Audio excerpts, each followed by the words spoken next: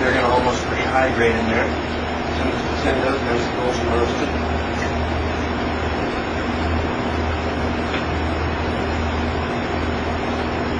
One onion just for a little sweetness.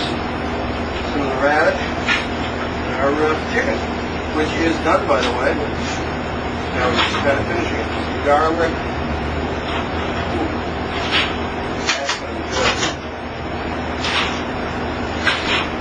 Add a little more salt. Watch your splatters. And a bunch of butter, and we're complete with that. Actually, it's probably a good idea to add some thyme. It sort of just adds an aromatic quality to the dish that wouldn't normally be there. I'm going to stick the plate in the oven for a minute, add the butter, and this dish is done.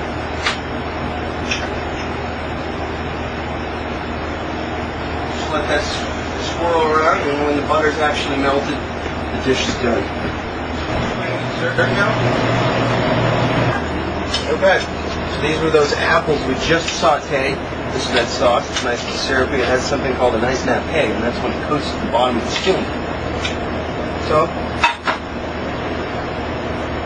sort of spoon those onto the cart.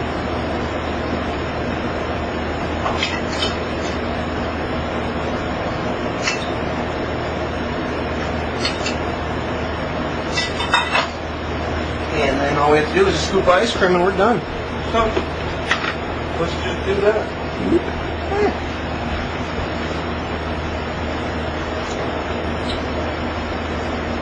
And of course, if you have a sprig of mint or something, that's always nice to add.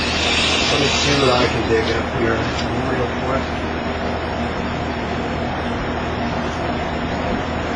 Happens to be some chocolate mint from my garden.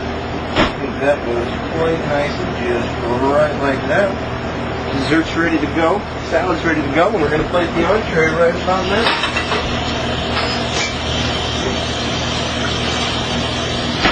Plate's nice and hot. That's always good to do. Sort of keeps the cold edge off things, and I don't know, more of a welcoming feel.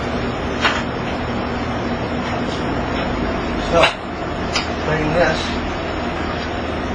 Chicken is our feature ingredient here, so we'll just sort of spread everything else around. Some of that onion in there. I love onions, so always have to have onion. Some of these big carrots.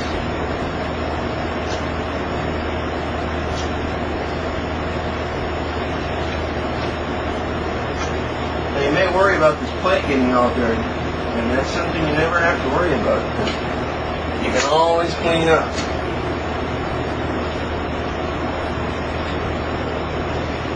Let that dry out for just a quick second. If I could find my knife, that would be awesome. Excuse me. It is a good idea to let your meat ingredients rest for a minute, so the juices don't just leak out everywhere. But, you know what? They're going to leak out onto your plate, and you're going to eat it anyway, so what's the matter? Quick slice of meat. Always nice to do it on bias. Sort of just gives a bigger angle to the protein. Just visually pleasing, and that is all. Clean the plate up a little bit.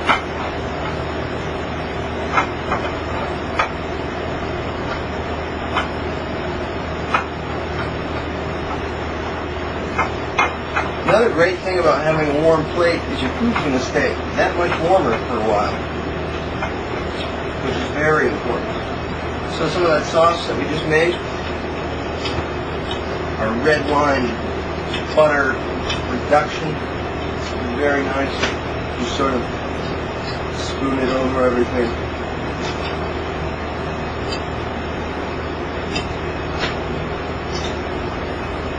Again, thyme from my garden. wonderful thing to have. We already used it once in here, so as a garnish, I find it only too appropriate to use. Yeah.